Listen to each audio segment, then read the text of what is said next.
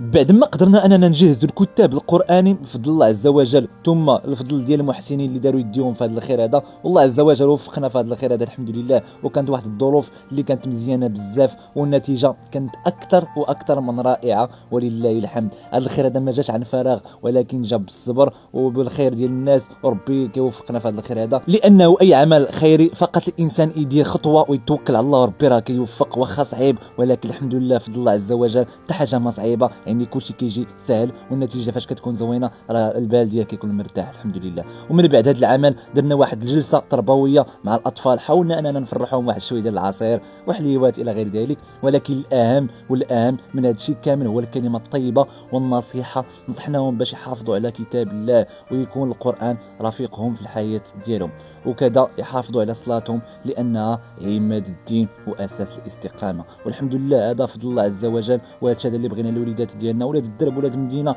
ولاد المغرب، وان شاء الله ابناء هذا الوطن يكونوا خير لوالديهم ولبلادهم ان شاء الله. ومن بعد كان لينا الشرف ندير واحد الجلسه ديال الخير مع الامام ديال المسجد ديال الحي ديالنا، ومع الابناء ديال الحي، يعني ولاد الدرب اللي داروا يديهم معنا في هذا الخير هذا وفي هذا العمل المبارك. جلسه ديال التواصل، ديال التشاور، وديال نيه صادقه باش يستمر الخير باذن الله. والباب راه باقي مفتوح لاي واحد باغي يشارك في غرس القيم وتربيه الاجيال على حب القران والاخلاق الحسنه، والله يجعل هذا العمل في ميزان حسنات الجميع.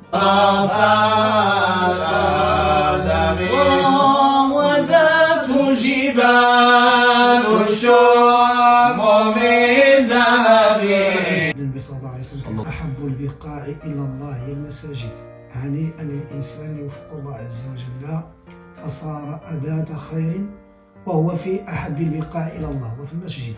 يعني أن نشكر هذا الشعب إن شاء الله لقاموا هذا الواجهين وهذه البادرة الطيبات، والله سبحانه وتعالى الدال على الخير كفاعله، جعلهم شبابا نشأوا فيه. اللهم آمين يا رب. الله سبحانه وتعالى يزين السعد اللهم. كان الناس اللي كيساهموا في هذا الخير بالقليل ولا بالكثير، ولو بكلمة طيبة، كلمة طيبة صدقة، نطلب الله عز وجل أن يتقبل منهم. اللهم آمين. الإنسان إلى نفق شي حاجة في بيت الله عز وجل أجره مضاعف بكثير عند الله سبحانه وتعالى. التلاميذ اللي كيقراوا في هذا المقام فتح الله بصيرتهم آمين ونور سرائرهم. اللهم آمين. الحمد لله الدري لا عارف واحد الصورة من كتاب الله عز وجل في هذا المقام. أنتم كذلك على ما نضاد ديالكم كتوصلكم حتى إن شاء الله. سمير الإنسان الدال على الخير كفاعله، نطلب الله عز وجل أن يتقبل. اللهم آمين. اللهم آمين. اللهم آمين يا رب. اللهم آمين.